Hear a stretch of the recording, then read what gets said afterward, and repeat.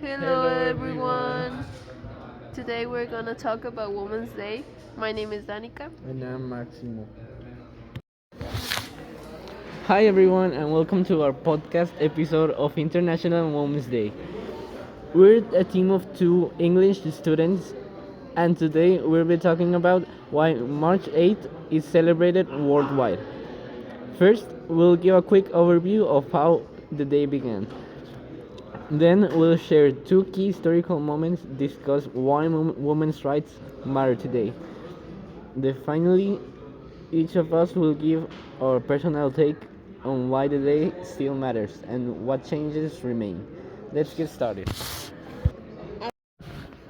Absolutely. International Women's Day started in the early 90s as part of the fight for women's suffrage and better working conditions. The first official celebration took place on 28 February of 1909 in the United States. Organized by the Socialist Party of America, the honor the 1908 garment workers strike in New York City, where women protested unsafe hours and low pay. Let me highlight two historical facts that really shaped the movement. First, the 1973 March on Washington for Jobs and Freedom. While most people remember Martin Luther King I said I have a dream speech. The march also featured women's rights leaders like Dorothy Height, who demanded equal employment opportunities. The momentum helped pass the Equal Pay Act of 1973 in the United States. Second, the 1995 Beijing World Conference on Women, the United Nations pronounced the Beijing Declaration and Platform for Action, which set 12 critical areas of concern from health to political participation. That document still guides gender equality policies worldwide and later inspired movements such as Me Too.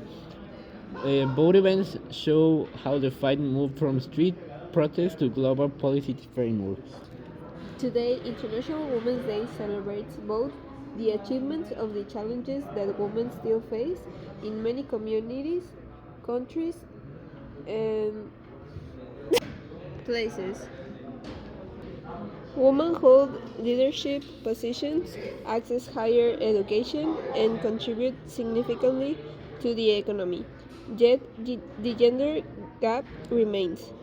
For example, women earn about 16% less than men globally, and they represent only 28% of parliamentary seats. From my perspective, three pressing challenges still need attention, such as violence against women. 1 in 3 women experience physical or sexual abuse in her lifetime.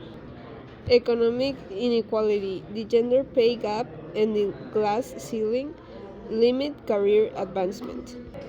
Underrepresentation in STEM. Women make up just 28% of the global science and engineering workforce. I believe that education, strong legal protections, and corporate policies that support work life balance and reduce these gaps, in my opinion, International Women's Day should be a catalyst for concrete actions and not just symbolic celebration. Why is that day so important to me? Growing up, I watched my mother balance a full time job and household duties, often receiving less recognition than her male colleagues. That experience told me that gender bias still exists in everyday life. I think governments must implement shared parental leave policies. In my country, fathers only receive 2 weeks of paid leave, which mothers must take as a 6 months of unpaid leave. This forces many women to choose between career and family. Also, feel the unconscious bias in hiring when recruiters assume that a woman will be less committed because she might have children. We have to raise awareness, provide bias training, and enforce policies that guarantee equal opportunities. For me, International Women's Day means a reminder to keep advocating for fairness, both at home and the workplace. From my point of view, this day unites people across cultures around a common goal gender equality. I've heard stories from women on different countries. They face very different obstacles, yet they all share the desire for respect and opportunity. Looking ahead, I see a future where gender equality is the norm, not the exception. To get there, we should invest in girls' education, must eliminate gender based violence, and can use technology to amplify women's voice. Personally, I am proud to be part of generating that demands change. I hope our podcast encourages listeners to take small actions, support women owned business, mentoring a young girl, or simply challenging stereotypes because every effort adds up. Thanks for listening to our episode. We've covered how International Women's Day began, highlighted how two historical events, discussed why women's rights matter today, and shared our personal reflections on why the day still matters. Remember, equality is collective responsibility, and each of us has the power to make a difference. Happy International Women's Day, and I'll see you next time.